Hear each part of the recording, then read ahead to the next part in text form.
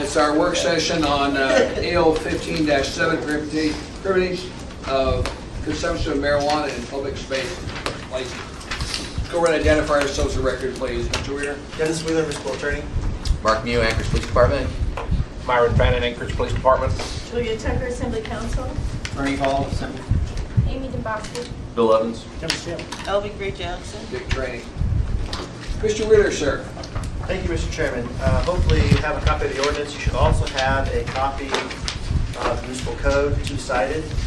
That document copies in current code on alcohol consumption in a public place, as well as the provisions regarding smoking. So you could compare those two with what we're proposing in this ordinance.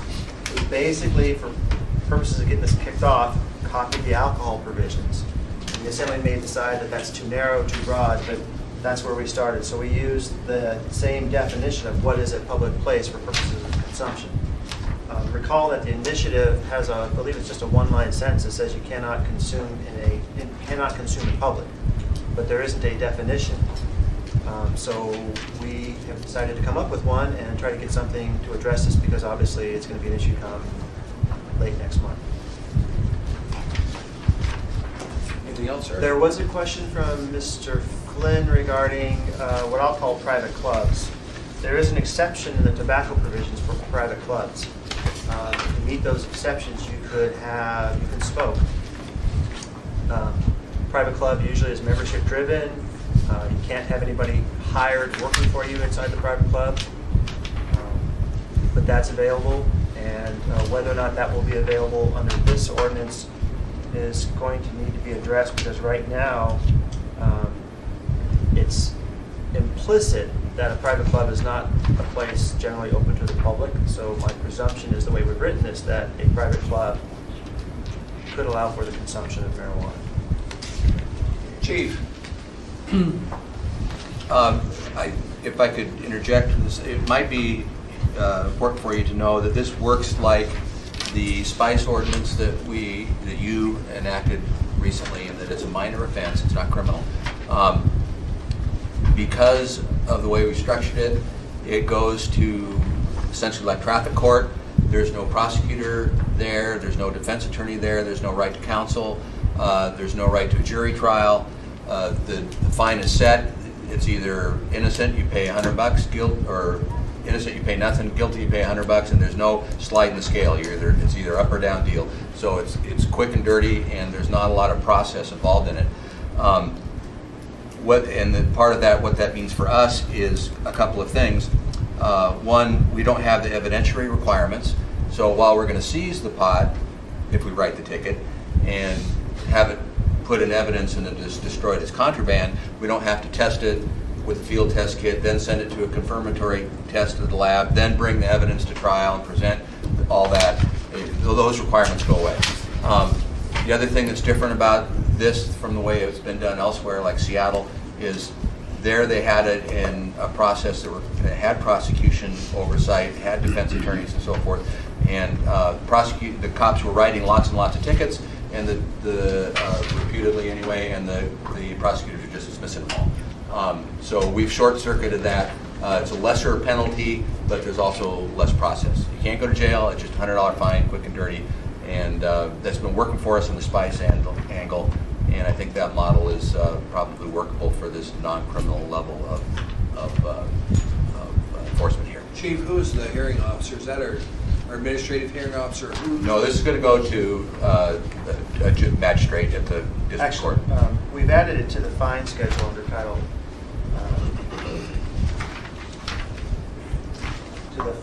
To the fine schedule that the court system uses. So once we get that in place, they have a 30-day window, right, to update the codes. I think that applies to this as well. I'm not sure what their window is, but we're going to have the IT work done in a month, so that we can process whatever it is this law takes form. Mr. Steele has a question. If you're not testing, how do you know in consumables what the content is? Pardon me? On consumables specifically, how do you know what the content is if you're not testing it? Lab testing it to see what's in it. Well, no, are we going to have consumables? before the regulatory period comes to pass? I think we were conceiving of the edibles, I mean. The thing with the edibles is that there isn't any manufacturer production There's no allowed. way they can make So them or get them here. at least in the near term, there isn't any authorized creation of those edibles. Can you have edibles and I'm sorry. But you can make your own. You can make your own at home. rounds. Yeah, you could. Make your own at home, and then you have them. So that's an issue. Go to Colorado and Mr. Steele, are you done? I guess. Mr. Dombrowski and then Mr. Evans. Well, I think we were playing on the same thing. I mean, when this says public consumption banned, it doesn't specify public smoking. It says public consumption. So if somebody has, you know, high gummy bears, Yes. and they're popping them in, what we're saying is how do you enforce something you can't define what it is? That's her question.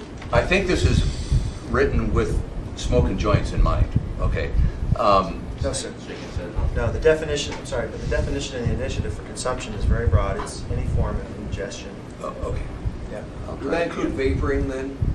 I believe so, Vaporing yes, sir. marijuana would be included. Sorry. unless you don't. Go ahead, ma'am. No, that's good stuff. I mean, you're helping me because when I went back and I read the ballot initiative too, and the ballot initiative specifically said public consumption is prohibited.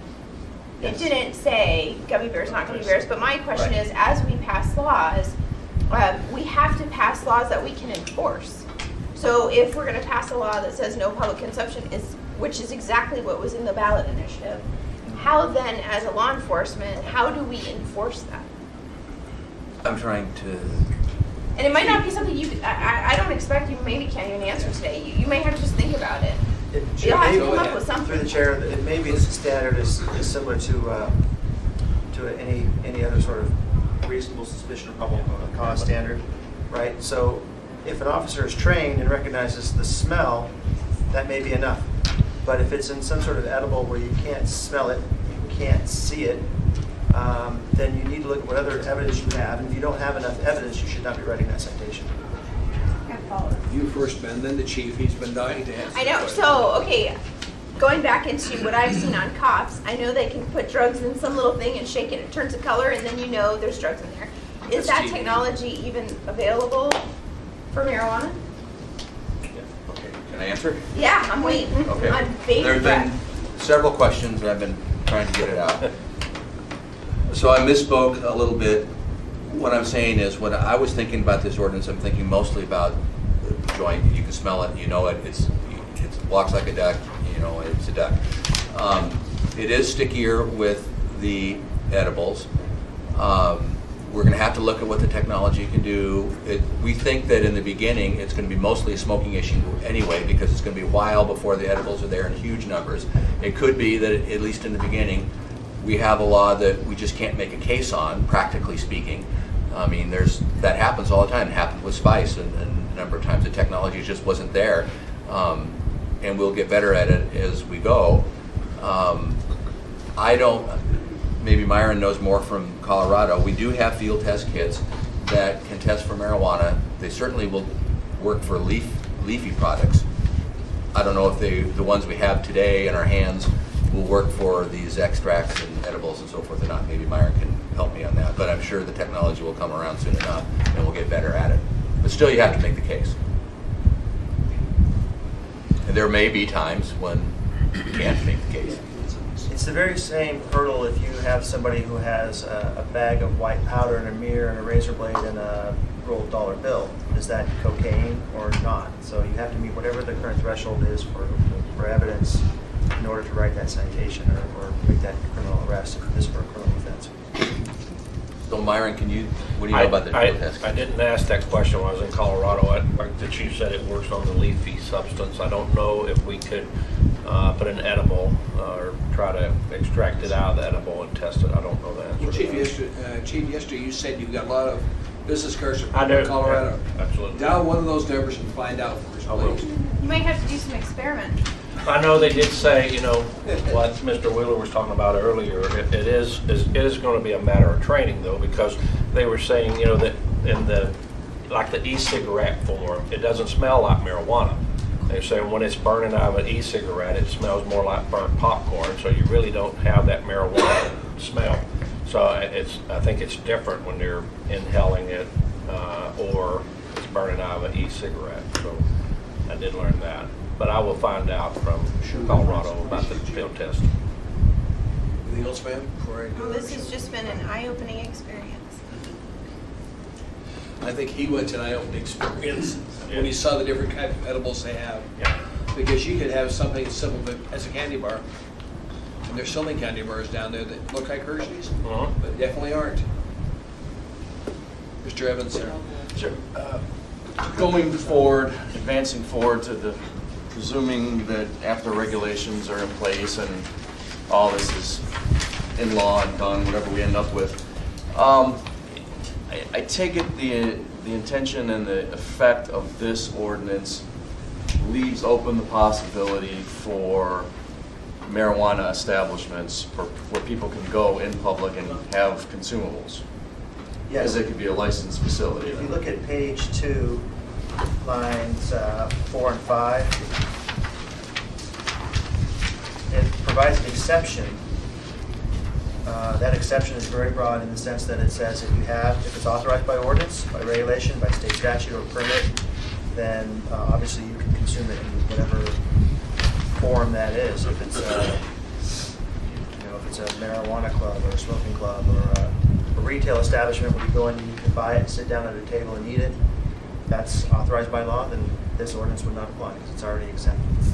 And if the ABC board or whatever changed its regulations and allowed edibles in liquor establishments, this would also, it would flow through that same loophole, right? Right. Just the only caveat is they may need a statutory change versus the regulations that the commission Right. would work to do. But yeah, either way, if it's It would be authorized. it's authorized, it's authorized. Anything else, Mr. Evans? And that's it for now. Mr. Ray Jackson? Thank you, Mr. Chairman.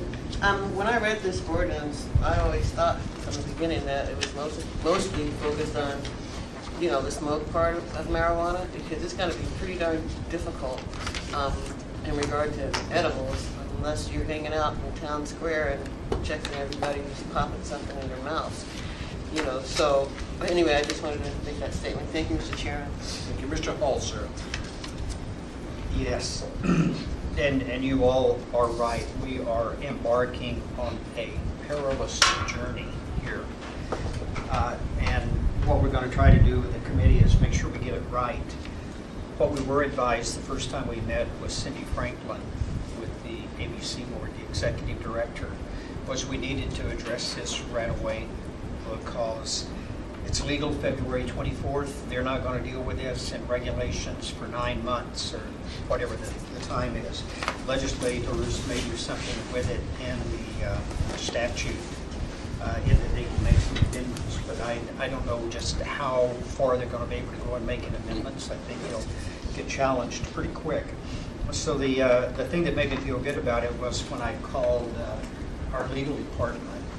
Dennis was out, but Todd was there, and he said, got it, we're already working on it. So that's where this ordinance came from, because as the chief said, on the 24th of February, our whole world's going to change and it's going to be legal. So we got to make sure that we've got this in statute, a penalty in statute. But the other thing that we're probably going to see coming up pretty quick here is the making of concentrates with butane. Because the one thing that the committee will respond to quickly, and what I find the legal department is responding to quickly, is really public safety issues. And in the video that they've got, there was a building caught on camera, and it wasn't set up. This wasn't a set up deal. It just happened to be, I'm assuming it was a stop light on a corner, but it picked up a house that blew up because they were in there butane, taking and trying to make concentrates. And I'm going to tell you, when that house went, all 4 walls, I mean, it was boom, and the building was totally down. So it's not only that in addressing that, we're we're going to try to address the people who do it, making them aware that this isn't safe.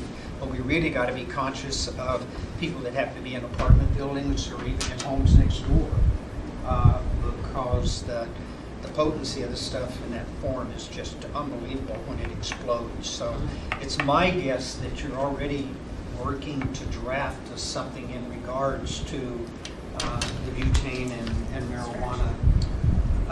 We're happy to do it. We need some sponsors, so we can work with someone to craft Get it written, mister. We are more than happy to sponsor it. It deals with concentrates. We've got to deal with it. Citywide Yeah, problem. how many public safety people we know? Yeah.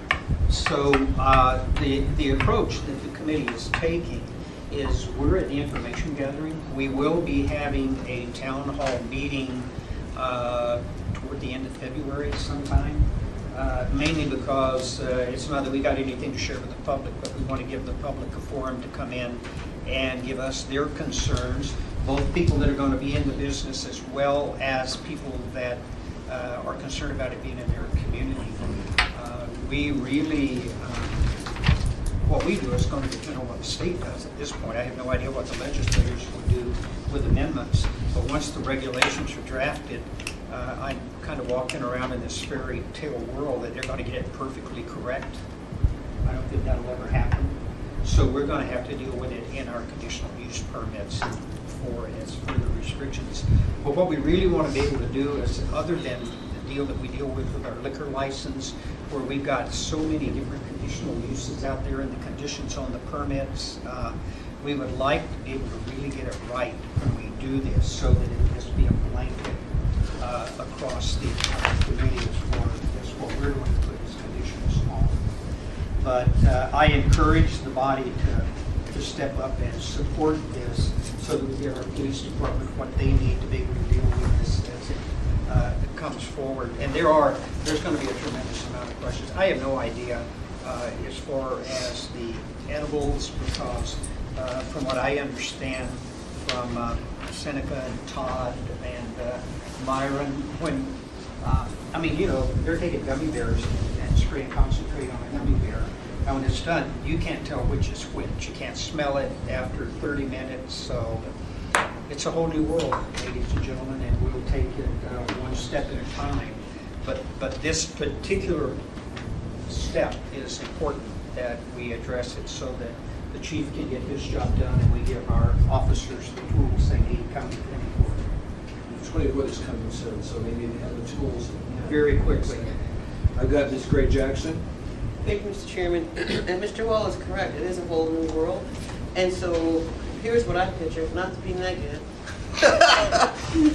Come February 24th, you're going to see a whole lot of folks smoking in public.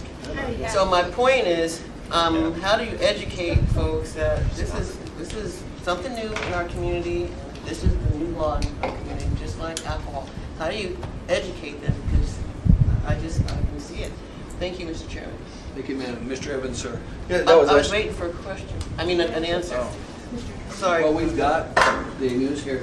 Yes. Did you know, this is very strange, but across my Facebook page, I have joined a group from Colorado that is called Good to Know, and it's the rules about, and these guys are nodding, because that's the rules about marijuana in Colorado.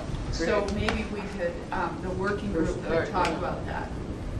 Good. Thank you.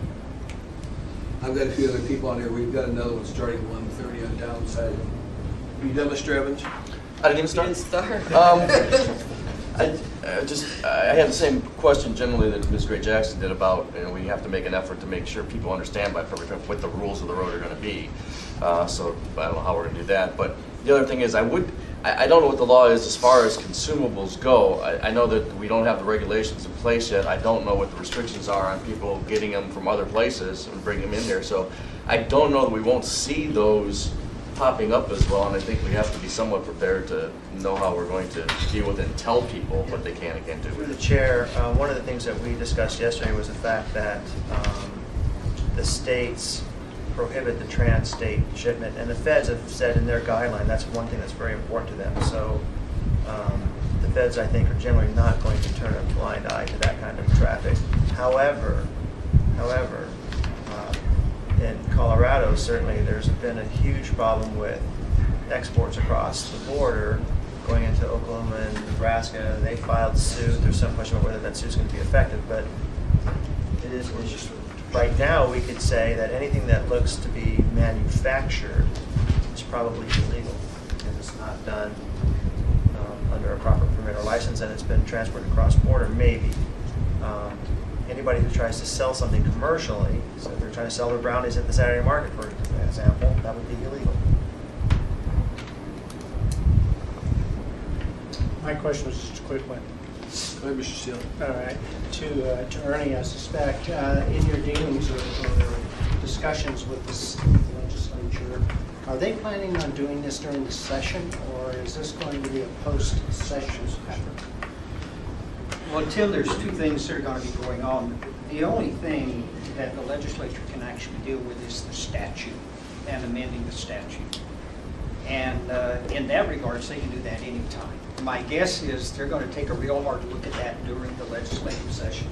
The thing that's got the 9-month window on it is the regulations, and that's going to be written by the ABC side of the group. So, you know, they're not constricted to a 90-day legislative session.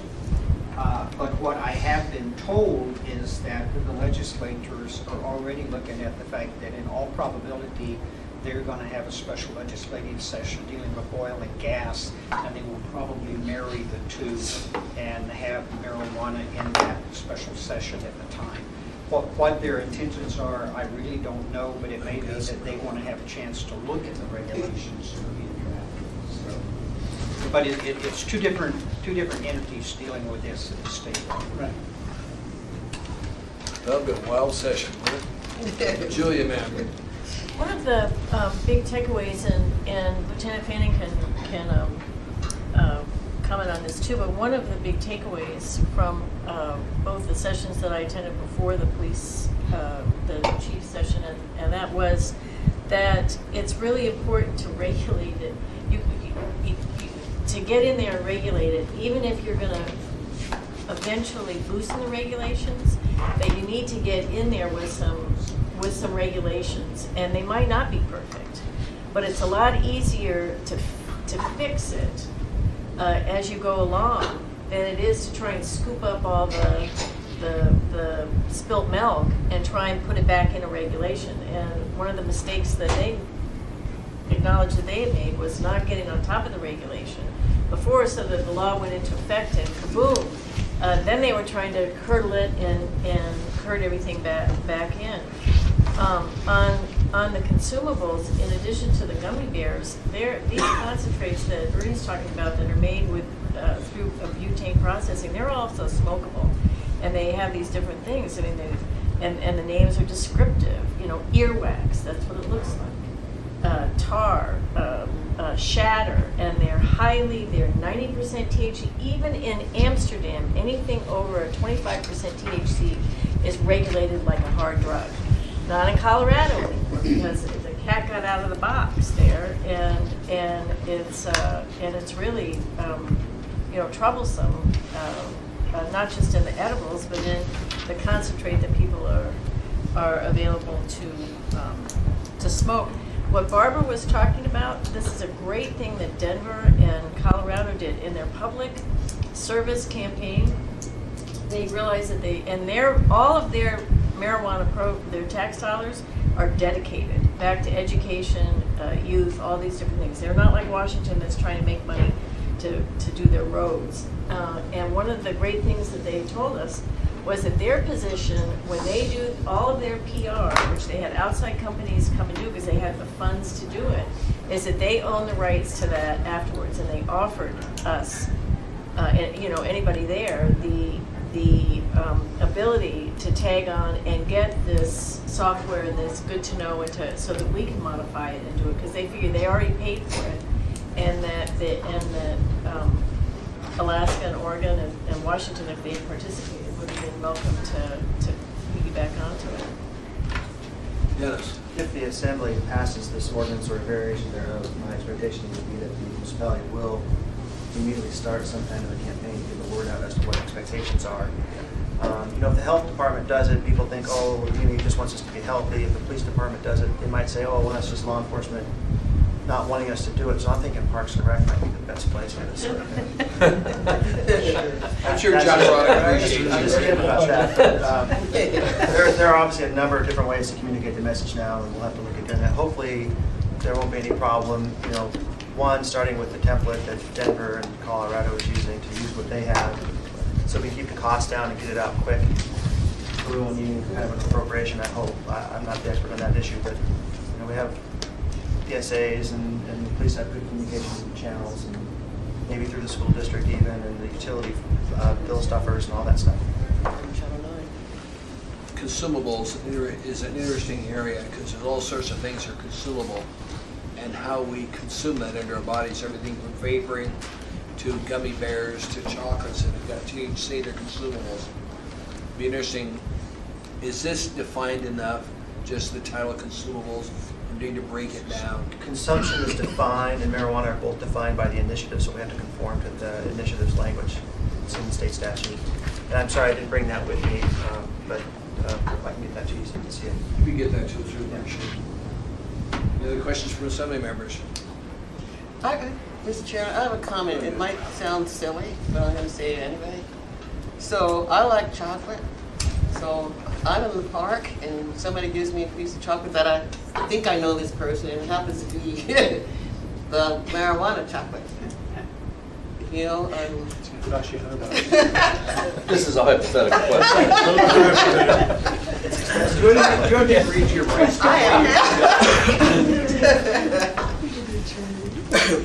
I'm just being silly. I don't think she slept last night. She gets Yes, Gene. When we looked at all the things that might have to change, when I went through the initiative, I think I counted something more than a dozen things that we're going to have code for. What we're trying to do right now is get what we think are going to be the biggies in the beginning, you know, and that's what this is about. We're not saying, oh, this will solve all of the potential problems that are out there. I mean, we're failing to check an ID outside your grow operation or something like that is something we'll have to deal with down the road. But I think smoking in public is going to start at 1 minute after midnight on the 24th, and that's what we're trying to get our handle on. This Dombrowski, it'll never happen to you. Smoking in public's already happened, because I walked through the park and, you know, I've not had personal experience with marijuana, but I knew what I was smelling. And so it's already happening that I've seen myself. So. Anyway, this work session's over with. We start the next one in 2 minutes on military downsizing.